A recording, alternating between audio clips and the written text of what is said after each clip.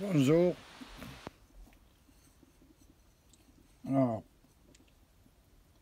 schéma d'installation d'éclairage.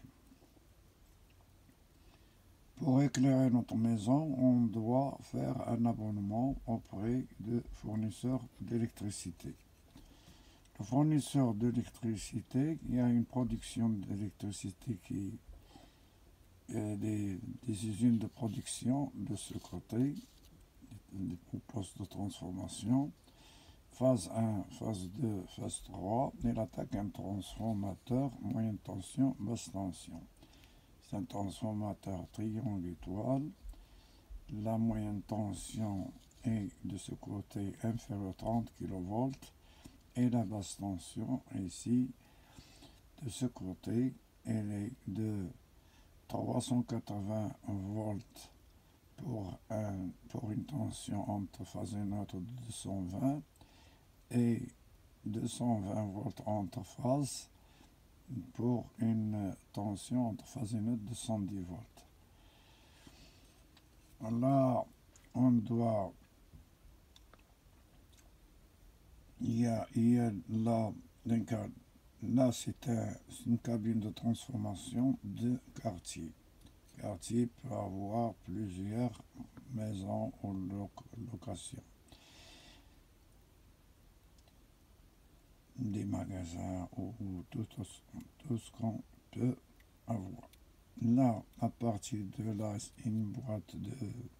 il y a des boîtes de dérivation qu'on peut prendre notre alimentation. On attaque un interrupteur là, à l'intérieur. On attaque un interrupteur fusible qui protège notre installation. Il y a un compteur, on attaque le compteur pour relever de consommation. Les compteurs, il y a maintenant actuellement il y a 4 types de compteurs. Il y a le compteur électromécanique qui commence à disparaître. Et après, il y avait le compteur électronique et il y a les compteurs intelligents ou compteurs communicants. Ce compteur communicant, il envoie un signal par un courant porteur ligne CPL. Il envoie une fréquence de 50 Hz qui module une fréquence HF qui transporte toutes, toutes, toutes les informations vers le gestionnaire de réseau.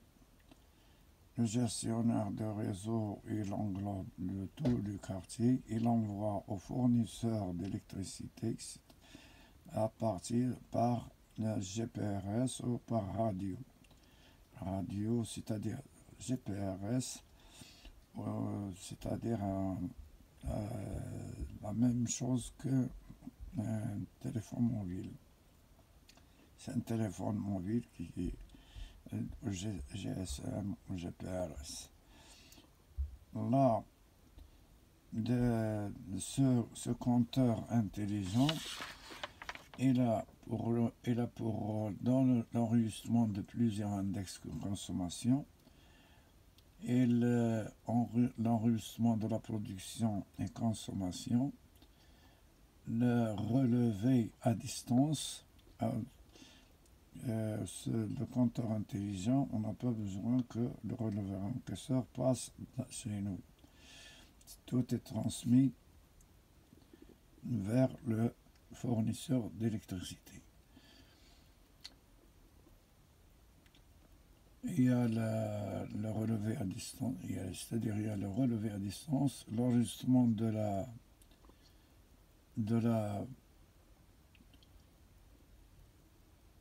la puissance consommée, maximum consommé, parce que là, quand on a un compteur de ce genre, on doit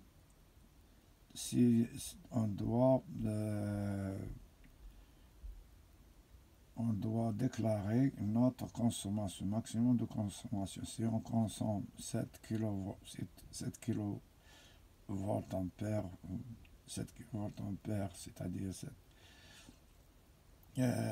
on doit avoir un contrat de 9 kA. S'il dépasse les 9, il y a un déclenchement. Il déclenche, il coupe le courant.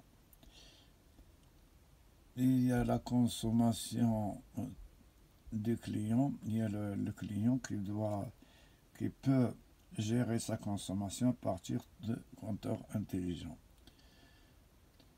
Il y a les mesures de la durée de coupure, le nombre de coupures qu'il y aura dans notre secteur ou bien dans notre secteur. Il y a la coupure à distance. Si le client a un retard de paiement, l'électricité est coupée à partir directement, automatiquement, sans l'intervention des agents de la gestion du réseau.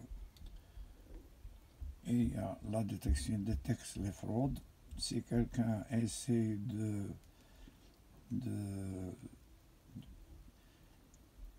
tricher ou c'est-à-dire de tricher,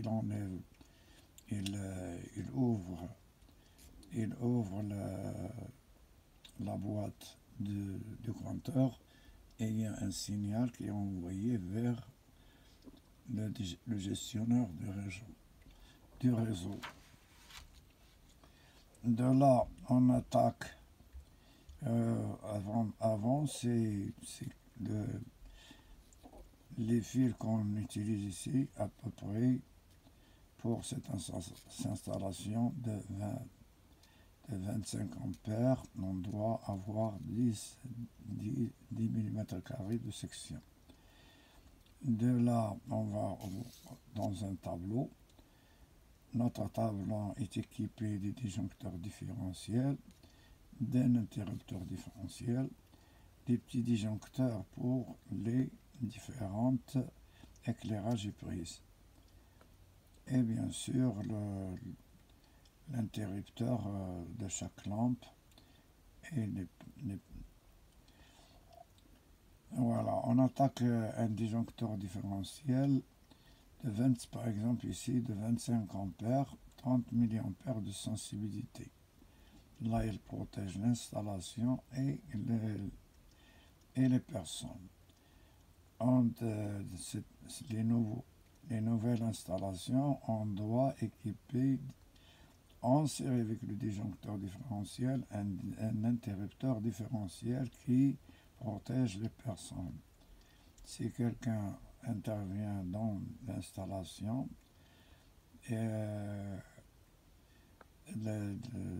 y a un défaut, il y a l'interrupteur différentiel qui déclenche. Cet interrupteur doit avoir une intensité inférieure au disjoncteur différentiel principal et la sensibilité aussi est de 30 mA. Et de là, c'est-à-dire du tableau, il y a une distribution vers les chambres, les cuisines. Et, par exemple, si on prend une lampe, on doit avoir un filet, c'est-à-dire une phase, c'est-à-dire à partir du disjoncteur, c'est-à-dire du tableau. Un disjoncteur, on doit avoir un disjoncteur 5 ampères qui passe par un interrupteur qui se trouve dans la chambre et la lampe. Et le retour par le fil neutre. Les fils neutres actuellement, c'est-à-dire la normalisation, c'est un fil bleu et la phase, c'est un fil rouge. Les prises aussi, il y a le fil bleu qui va vers un point de la prise et le fil rouge aussi vers. Là, il y a avant toute installation, on doit on doit installer une prise de terre.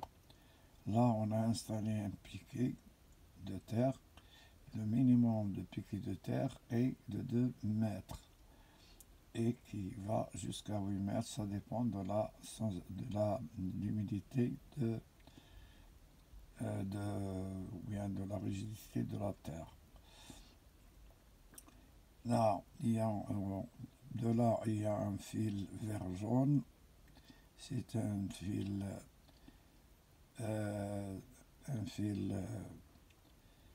que c'est-à-dire réglementaire, fil jaune pour la terre, pour tout le monde.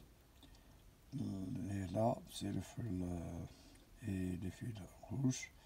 Les disjoncteurs doivent installer un disjoncteur de 10 ampères pour les prises, par exemple des prises des chambres ou bien des prises de cuisine.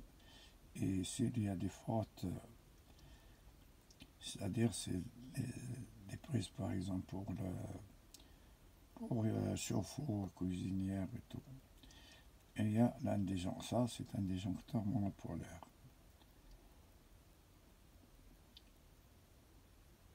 Et les fils de la lampe, on doit utiliser le fil 1,5 mm² et pour les fils de prise, là, 2,5 mm². S'il y a une grande puissance, on doit utiliser de 4 mm².